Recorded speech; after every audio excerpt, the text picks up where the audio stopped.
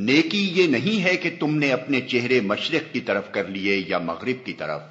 بلکہ نیکی یہ ہے کہ آدمی اللہ کو اور یوم آخر اور ملائکہ کو اور اللہ کی نازل کی ہوئی کتاب اور اس کے پیغمبروں کو دل سے مانے، اور اللہ کی محبت میں اپنا دل پسند مال رشتہ داروں اور یتیموں پر، مسکینوں اور مسافروں پر، مدد کے لیے ہاتھ پھیلانے والوں پر اور غلاموں کی رہائی پر خرچ کرے،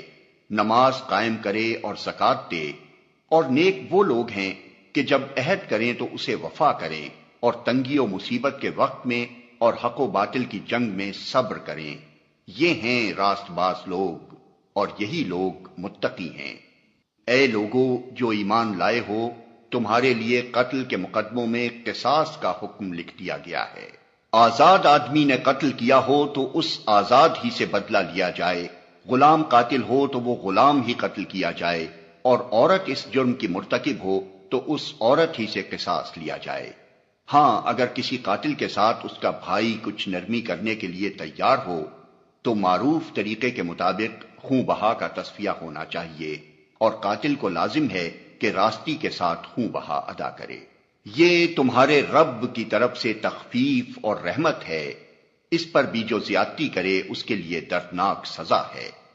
عقل و خرد رکھنے والو، تمہارے لیے قصاص میں زندگی ہے، امید ہے کہ تم اس قانون کی خلاف ورزی سے پرہیز کرو گے۔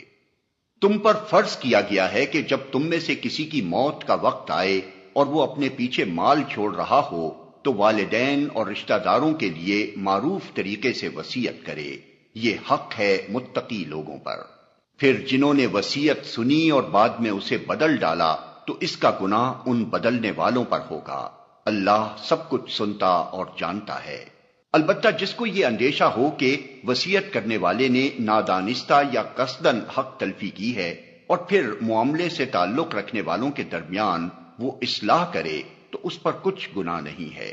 اللہ بخشنے والا اور رحم فرمانے والا ہے۔